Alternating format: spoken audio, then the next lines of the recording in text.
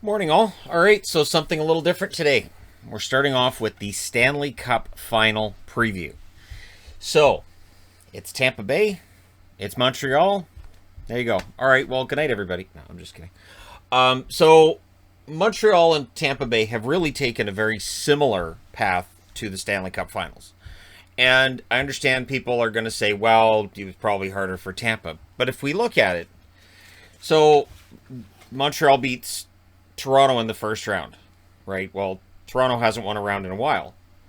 Tampa Bay beats Florida in the first round. Florida hasn't won a round in longer than that.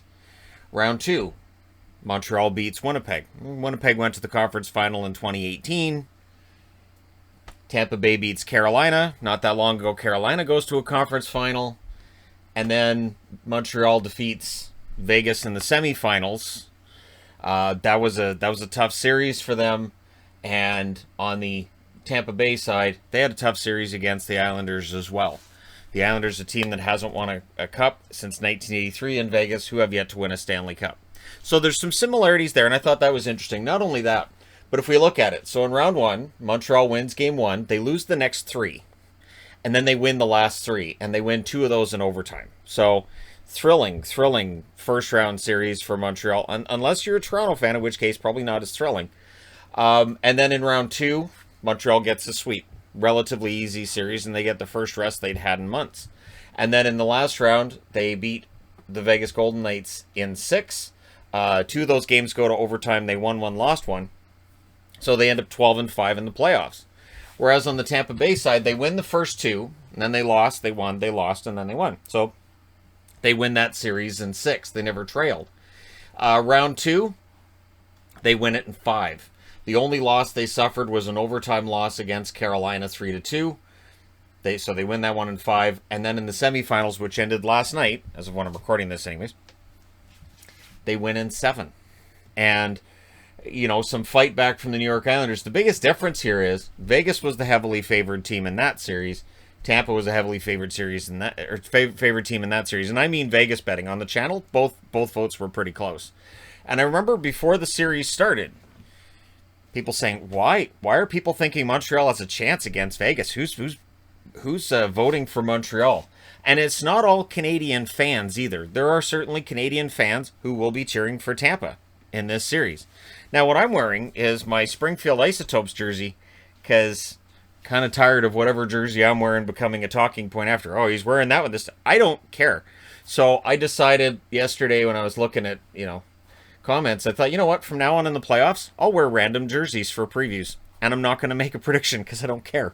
I'll just say, here's the channel's prediction. And according to the channel, Montreal's got an excellent chance here. And I understand why people are starting to believe in Montreal, even though, Tampa Bay, defending Stanley Cup champions, it's hard to knock them off. So when we look at the leading scorers, and I want to look at the ice time when it comes to the Montreal leading scorers, not as much with Tampa, but with the leading scorers for Montreal, it's interesting. Toffoli's their leading scorer with 5 goals and 9 assists. He plays 17 minutes and 52 seconds per game. So he's busy, right? He's out there a lot. Nick Suzuki, 17 games, 5 goals, 8 assists, 13 points. 18 minutes and 47 seconds of ice time per game. Suzuki has been fantastic. And again, Montreal seems to be made up of players who play better in playoffs than they do in the regular season. And I don't know how, as a general manager, you approach that. Caulfield, 15 games, 4 goals, 5 assists, 9 points. He's been red hot. His ice time, 15 minutes and 11 seconds per game. And then you get into the 3 guys who are supposed to be fourth line. Perry, 17 games, 3 goals, 6 assists, 9 points, plays 13 minutes and 54 seconds per game.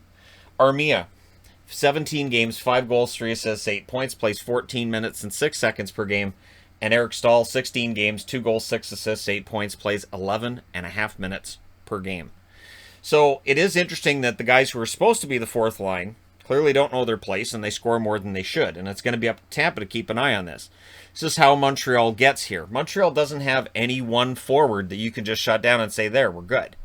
And it gave headaches to Toronto, to Winnipeg, and finally to Vegas. So I don't think they're going to be an easy out. I really don't. Players to watch, Kotkaniemi, 16 games, 5 goals, 2 assists, 7 points. He knows how to score key goals. he is also one of those players who seems to be better in the postseason than he is in the regular season. And Philippe Danault, only 3 assists in 17 games. That doesn't matter. Doesn't matter. Danault's been fantastic. And then we look in net, you got Carey Price, 12 and 5, 934 save percentage, 2.02 goals against. Interesting enough, too, we talk a lot about how, well, you need 2 goaltenders in the modern NHL. You have to have 2 goaltenders. For the playoffs, especially with this squash schedule, you're going to need 2 goalies.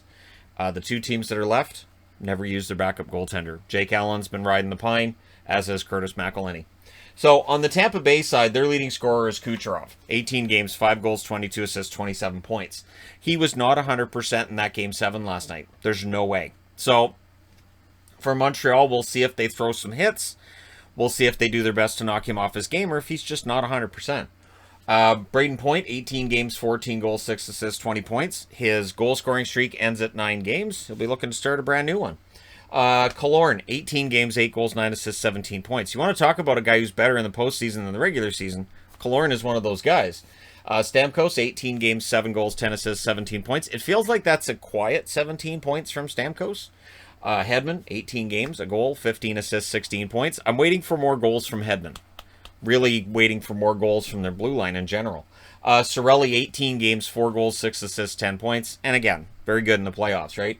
I like Colton. Colton right now, 18 games, 3 goals, 2 assists, 5 points. A good energy player, good depth guy, a little bit of sandpaper out there. I think he could be one to watch. And Sergachev, the former Montreal Canadien prospect. 18 games, 2 assists so far in the playoffs. I don't think he's had a fantastic playoffs. Much like McDonough, I don't think's had a fantastic playoffs. But both defensemen have risen to the occasion often enough that Tampa Bay is in the finals. Vasilevsky, 12 and 6, 936 save percentage, 1.99 goals against average. It is very noteworthy that the stats between Carey Price and Andrei Vasilevsky right around the same. So I do expect a low-scoring series. It may very well be one that doesn't have a ton of shots either. So we look at the numbers comparatively speaking between teams. Power plays. Montreal, a respectable 20.9%. Tampa Bay, a ridiculous 37.7%. That's ridiculous. Penalty kill. Montreal's has been legendary. They've killed 30 in a row, 93.5% on the penalty kill. And I understand there's people who want to say, well, who have they played? All right, well, Tampa Bay, their penalty kill is 83%. And, you know, although it got better in that series because the Islanders had trouble on their power play. Shots for and against, this is interesting too. These teams allow more shots than they take. Montreal takes 29.1 shots per game and allows 31.3. Tampa Bay takes 29.8 and allows 31.1 on average. Face-off percentage, both teams below 50%. Again, these teams are very similar, and I understand there's going to be people who go, I can't believe Shannon's saying these teams are similar. Look where they finished in the regular season. You take that regular season and just pitch it. Just pitch it, because Montreal did. Face-off percentage, Montreal's actually ahead of Tampa there, 49.2% to 47.7%. Keep an eye on Nick Suzuki, and keep an eye on those defensive zone face-offs. If Tampa Bay scouted anything with Montreal, they would know that those defensive zone face-offs, when they lose them, they tend to lose their coverage, and they're vulnerable to goals in their own end right off the face-off. Scoring. This is interesting. So for Montreal, the games tend to be closer than those that Tampa Bay's had on average. In the first period, both teams very good, and this is going to be key to winning this series. Montreal's 14-4 is the score for them in their favor. Tampa Bay 15-6 in the first period, so both teams very good in the first. Second period, Montreal actually gets outscored 16-14. Tampa Bay outscores their opponents 26-17. Yeah, they like the long change apparently. And then in the third period, Montreal gets outscored 16-10, whereas Tampa outscores their opponents 17-11. In overtime, that's where Montreal evens things up. They've scored once, they've been scored on, or they've scored 5 times, they've been scored on once. And for Tampa, they've lost all 3 overtime games that they've played so far this playoff season. So if Montreal can get that into extra time, they might be able to steal one. And that's going to be the key for Montreal. They need to at least get a split in Tampa, so when they go home, they have a chance to keep home ice advantage, right?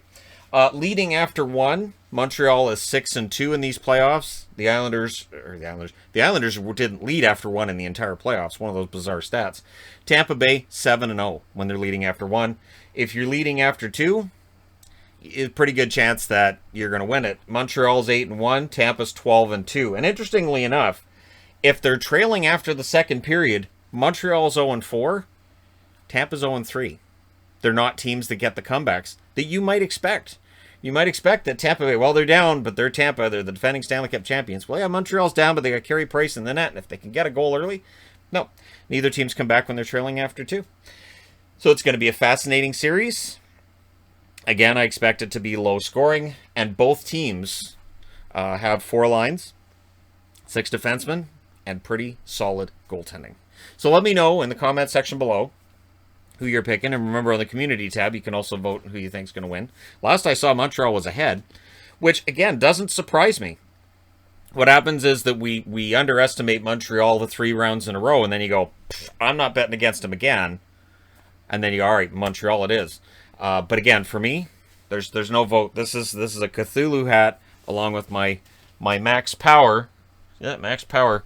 I'm going to wear this for the draft. The draft lottery, or draft lottery is already done. Wear this for the draft as well because Owen Power's getting drafted. So I'm going to try to talk him into changing his name to Max. All games in this series will start at 8 Eastern, except Game 7 would start at 7 o'clock Eastern if it's necessary. And Game 7 would be on July 11th. So the earliest that the Stanley Cup Final can end is a week from Monday. And so... yeah, once we get past that, this is interesting. So you've got the Stanley Cup Final could go to July 11th, and July 17th, teams have to release their protected lists for the Seattle expansion, and Seattle on the 21st picks their players. So 10 days from a Game 7, 1 player on each team would be on his way out the door. So that's how important this should feel. Both teams should feel like this is vitally important. Montreal doesn't know when they're going to come back again, and Tampa Bay, they have further cap problems this summer that just putting Kucherov on the IR doesn't fix. So, yeah, this may be Tampa's last go-around for a bit, but it's going to be very interesting. Let me know your thoughts in the comment section below as always. Don't forget to hit like and subscribe if you're browsing your way through. You just happened upon this video. And honestly, getting very, very close to 200,000. Thank you guys so much for all your support along the way, and I will talk to you again soon.